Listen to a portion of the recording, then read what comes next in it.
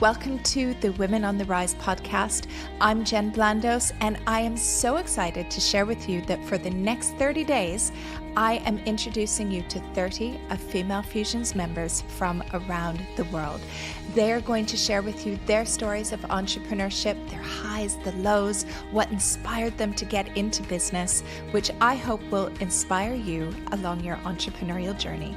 Welcome to the Women on the Rise podcast and our special edition where we are featuring 30 of our Female Fusion members who are doing remarkable things.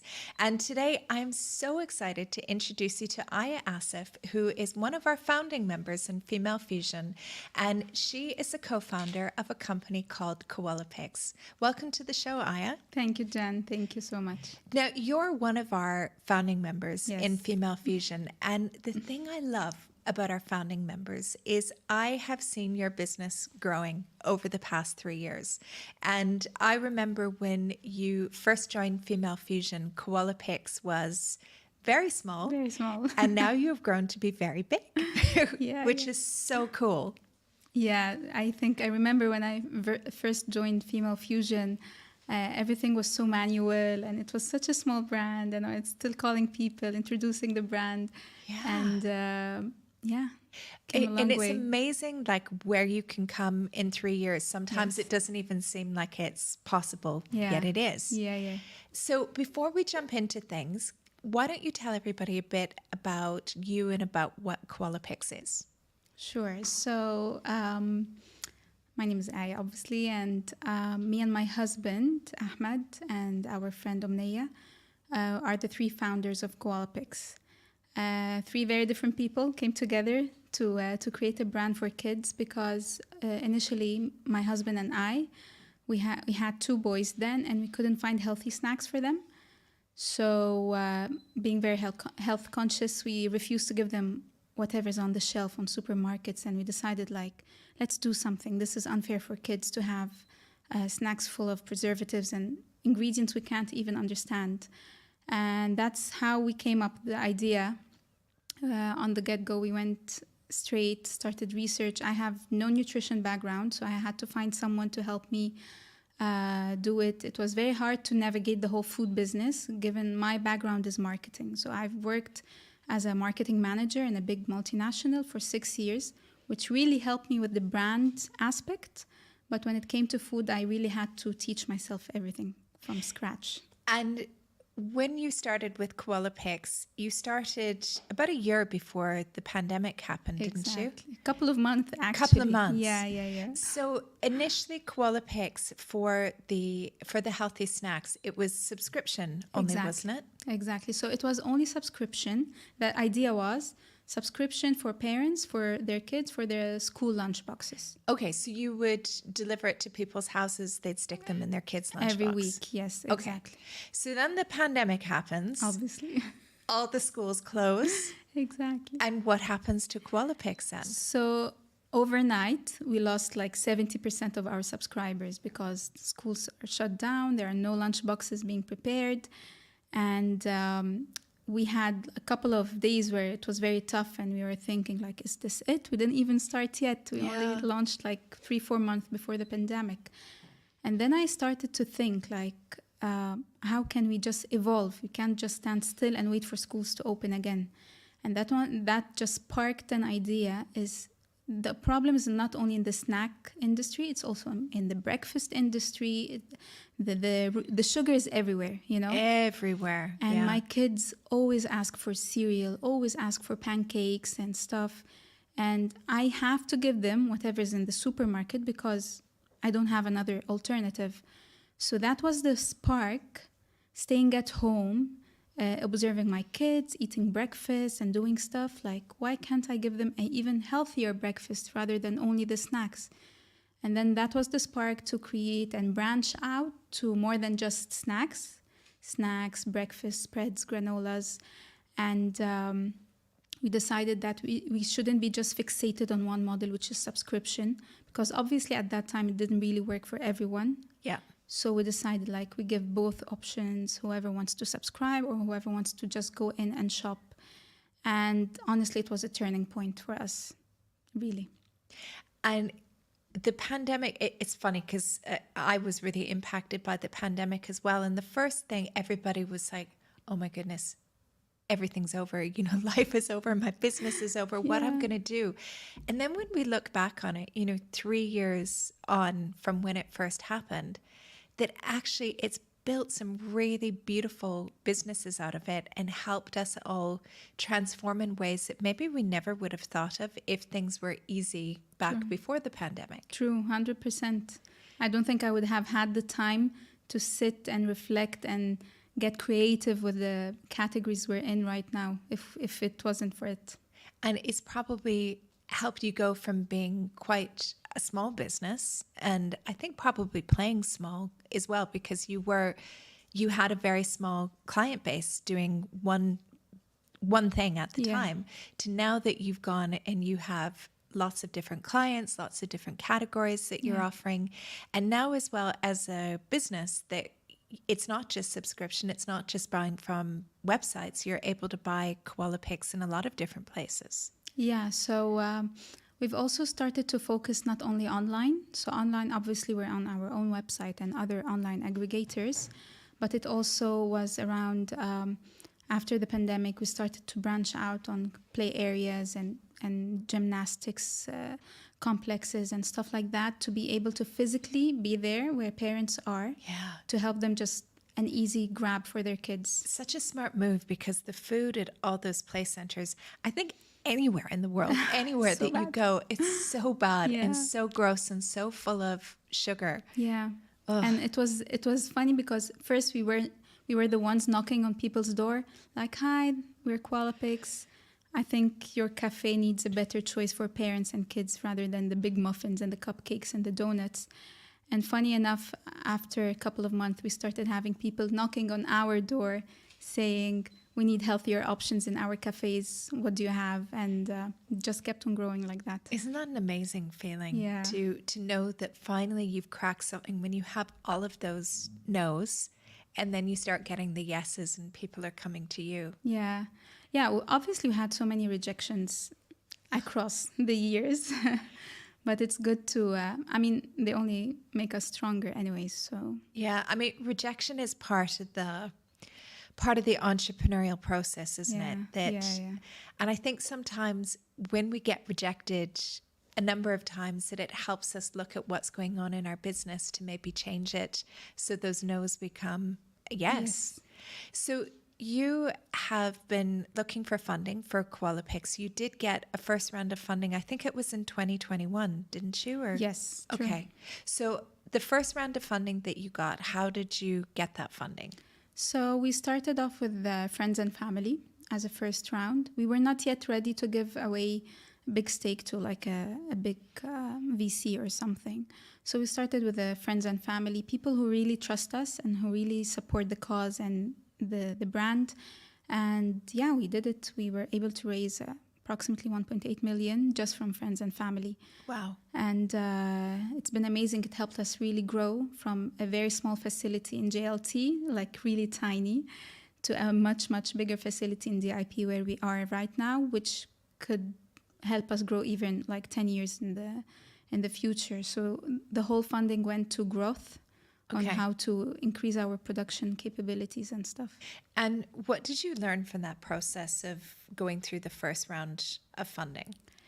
Family and friends is quite challenging, very different than VCs, because you're talking to regular people who don't have any financial background as they didn't study it. So how to convince them and how to explain that whatever they're putting into the business is not something they're going to take right away back. Yeah.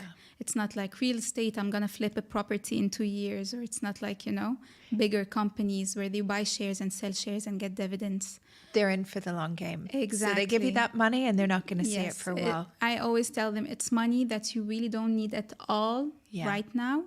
It's something on the side you want to forget for like 5-10 years maybe, but then trust me, after 5-10 years you might get it multiplied by 10. And how did they feel if it was that sort of push to get them to give you the money and help them understand? Now that you've grown as a business, I mean, you're not ready to pay them back yet, but how do the friends and family feel now? Are they happy that they invested in the business to help you grow? Definitely. We always get very nice messages from them, like if they see a new location, if they bump into our brand somewhere, they're going out with their family, they feel proud that they've invested in a company like this. And my two brothers are one of the biggest investors in the company, and they're constantly supporting wherever. They don't live in the UAE, but one of them is in San Francisco, and he swears, like, I need to bring you here. Yes. I need to take you in San Francisco. I cannot. He just had a boy, and he said, I cannot find anything healthy for him, even in San Francisco. So he's like, your next step, I'll take you to the US. I was like, Wow. yeah, let's do it. Yeah. It's amazing just how much you've grown. Now, you were looking for more funding for the business. Yeah. And I know, knowing you and having conversations, that this going for the next round of funding has been a little bit harder because you've been looking for institutional investors. Yeah. Maybe explain to everybody listening what that process was like for you. Sure. So we wanted to we thought it would be an easier process than family and friends, because, with family and friends, you need to explain to 40 people what it's like, and you pitch to different people. With institutions, we wanted to make it like a faster investment. What we've learned is not everyone wants to invest in food. Yeah. That's the first thing. So unless it's food tech. Tech, exactly. Everything tech is the keyword right now. Yeah. And are you a tech company? No, we're not really a tech. We're online, we're e-commerce, but we're not tech. We're not an app. I was like, no, we need something like an app. And we've discovered that the investment scene right now is not very friendly when it comes to stuff like food businesses. So it took us quite a long time to find someone. We would find another one, but they say you're still too small for us, or the ticket size is still too small. Maybe in a year or two, you can come back to us. Again, we don't want to dilute the company too fast. Yeah. So we're very careful on how much we want to raise, because we don't want to just raise extra money and then give away too many from the equity right now, And a lot of businesses don't think about that. Yeah. Because sometimes it's like, whoa, I'm going to get funding. This is going to be great. We're going to do all of these things, but not realizing that you're actually giving away so much equity in your business that dilutes the value and all of the hard work that you've done as well. Yeah. So my husband is the one responsible for that part. He's the financial guy, but he always tells me we need to be very careful, especially in the first 5-6 years, how much we raise, because it just needs to be enough for that growth. Yeah. Because once we grow in the multiples we're looking for, then it's worth then selling more of the equity and gaining more. Yeah. Yeah. But for this round, it's been quite challenging. We tried institutional, didn't really go well. We tried a TV show again, didn't really go well. What was that like, being on a TV show? Honestly, it was very exciting. Very nice experience for us. Pitching on TV, and we were very excited to do it. We even took our son Yassine with us. He was on the show with us. He pitched with us, and but it didn't go through at the end. Okay. Something I've learned that does happen a lot on those TV shows. Well, they're looking for a show, right? Yeah. At the end of the day, that they have to put on a show that advertisers want to advertise on, that people want to watch. Did you, from being on the show, did you learn anything that you can take and put forward in your journey on trying to secure investment for Koala Picks? Of course. So obviously with any show, they want to take the maximum out of you, and they want to just take everything. And it's very important to know where to stop. And it's very important to know your worth and how much control you give for other people over your company. So equity obviously that's the deal, equity. But what comes with equity is more important. What voting power or, just controls over the company. Yeah. My biggest advice is it's not only about the equity, it's on what comes with the equity. Board seats, like decision making. Are you still the sole decision maker, or they have to be involved? Because then comes the conflict. Of course, because it's your business still. And if you give that away too early, that you might have people pushing the business in a direction that you don't want to go. Exactly. Yeah, yeah. Wow. And so now, so that didn't work out. Yeah. The institutionals haven't worked out. Yeah. So what are you going to do for funding? So we've been able to raise approximately half of the amount, angel investors. Okay. So that's been quite helpful for us right now in order to continue to grow. We're still looking for more. But for now, it's angel investors. That's what we feel is the right move or the right people for us right now. And would you ever consider doing something like taking a loan? That's one thing that I've heard from friends who are VCs, that they'll say to me, a lot of times companies automatically go towards getting investment when actually it's better for them to take a loan because then they don't give away their equity. And I know I'm putting you on the spot and you don't have to answer, but I just find it's a really interesting question because we talk about funding and we don't always think about taking a loan. Would we take a loan, or do we want to, in exchange for the money, give away equity in the business? So we're doing something. So a loan, official loan from the bank. What I understand, again, my knowledge is not 100% financial, but because I've spoken with my husband about that topic, and he said that because at this point we haven't break even yet, even as a business. Okay. So it's very hard for banks to give us loans with no breaking even point. Well, it's hard because you're reinvesting, everything goes back, right? Yeah, everything goes back in the business. And we break even some month, but some, like summer, we don't break even, obviously, with the business down. And then, what we've been doing is loans from friends to finance certain projects. What a great idea. So that was great for us. Yeah. For example, we just launched our first pop-up shop in City Center Mirdif. Okay. Part of a homegrown initiative by Majid Al Futtaim Group, Launchpad X. So we needed money to build our pop-up shop. Okay. And we asked a friend of ours, are you interested? Do you want, he's already a shareholder, but he had some extra cash. And we're like, are you interested to give us this as a loan? And then once we build the pop-up shop, once it starts going, sales starts running, he takes a percentage till we pay him back and then some extra. And he was okay, yeah, sure, why not? And then that's sort of a model we're trying to navigate right now. Okay. Instead of diluting ourselves more, we're just taking loans, but from like investors, sort of. But that's a great way to do it because then you're not losing the equity in the business. Yeah. Now, your background is marketing. Yeah. And I mean, it can be seen because the marketing that I see that comes out of Koala Picks is very good. Thank you. So, of course, it's going to be good because you're a marketing specialist. Yeah.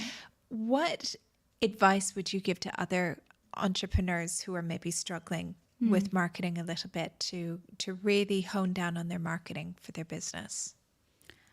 I mean, marketing has really changed since I was in corporate versus what happened right now, you know. Back then, my budget went on TV ads and radio and outdoors and stuff. But now it's you don't get that budget when you own a business. Yeah. Like, so you have to be scrappy. I was just going through my email and I saw a very old email from my old company, and the budget in my hand was 20 million for the whole year. Wow. And I used to throw the money right and left on stuff. And then now I look at my marketing budget and I laugh, honestly. I need much more. But obviously, I just have to work with what I have right now and have to be really smart on what to spend. And since digital marketing is everything right now, so that's the focus. And I had to teach myself, not only me, Omneya, our partner, and Ahmed even, we had to teach ourselves how to do it right and how it has evolved throughout the past years to be able to keep up with what's happening, the trends, gifting, influencers, all this kind of stuff, content creation. So it's very important. It is. And I think as business owners that this is one of the quickest wins that we can have when we work out how to do marketing well, that can make a really big difference in your business. Yeah. And you need to either think, if you can't do it yourself, you have to hire someone to do it. Yes. You have to. We tried, didn't work, so we decided that we'll do it ourselves, and it's been working fine in-house. But we had to teach ourselves a lot of stuff. Yeah. Yeah. I find as well, one of the things that I've learned, even within Female Fusion as the team grows, that we have a conversation every week about our marketing when we have our team meeting. And so everybody's clear on like what the focus is, what the messaging is, what we talk about, how we're communicating. Yeah. Because then if you have different people doing marketing or writing messages or replying to people, that it's all exactly the same. The same. Yeah. Yeah, it's very important. Like, so marketing is between me and our partner, Omneya. And luckily, we're always on the same page. We have the same way of talking and speaking and thinking. So it's very important that we obviously align, but it's usually I approve her captions, she approves my ideas. So it's always it's a nice brainstorming session at the end, and really helps. Yeah. And for you as a business, you're looking for the funding potentially, and you're working on growth, but what other things do you have in store for Koala Picks? So one of the things we've been working on, and we started achieving, not there yet fully, but we started achieving, is schools. Such a huge sector, and kids in schools really get they really don't get the best out what's provided in school. So luckily, just the past term, right before summer, we were able to be in approximately 8 to 10 schools now in Dubai. Wow. And okay, so I have a question on that, because I think everybody's going to go, well, how did she do that? Yeah. So how did you do that? So obviously, the products itself need to be on a certain standard. Yeah. So municipality in Dubai, they have certain standards on what kind of food can go into schools. Okay. Some schools have their own cafeteria. Yeah. So it's like not, let's say, not under municipality supervision. Which explains why there's all the fries and pizza. Yes, and the pizzas and the chocolates. Yeah. But some other schools, they really abide by that. Okay. So first of all, I had to make sure that my product fits the criteria, which it does, thankfully. Yay. And then I had to find who are the people who handle this business, because as I dig deeper, I understood that it's not the school itself, it's another company that handles this whole thing. So then a lot of times they're subcontracting to other companies to provide the food. Yeah. So I had to go nag on the company that handles my kids' cafeteria. I'm like, hi, I'm Aya, Koala Picks, hi.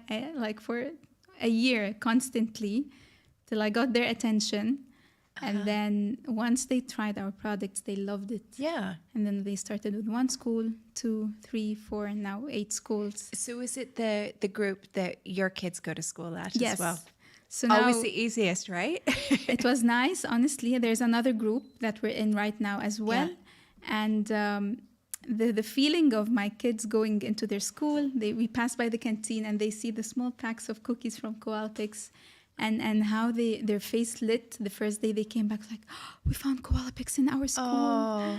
And honestly, this moment is one of my highlights, that seeing my kids so proud and grabbing their friends like, this is Koala Picks, my mom and dad do that.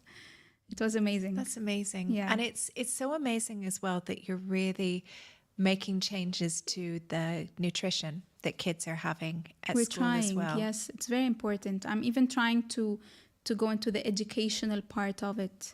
So I'm trying to see with schools if I can arrange like talks to parents, get my nutritionist on board, and then like do coffee mornings or stuff like that. Oh, great. So it's about awareness at the end of the day. A lot of parents put stuff in their in the kids' lunch boxes, not knowing what it is or how bad it is. So just we make them aware, they can do the small changes. Wow, you're changing the world for lunches and snacks for kids. Hoping, yeah. Remarkable work. I'm so proud to see how fast your business has grown. I mean, to imagine where you were 3 years ago and where you are now, you must be so proud. Yes, we are. Thank you. And we're very proud of you as well. Thank you so much. Thank you so much for sharing your story with everybody today. Thank you, Jen. Thank you. Thanks for listening to the Women on the Rise podcast and our 30 most inspiring female entrepreneurs. If you are inspired by today's episode, why not come and join us in Female Fusion? We would absolutely love to have you. This is where you will be able to connect with the most incredible female entrepreneurs who are all committed to building a most profitable business.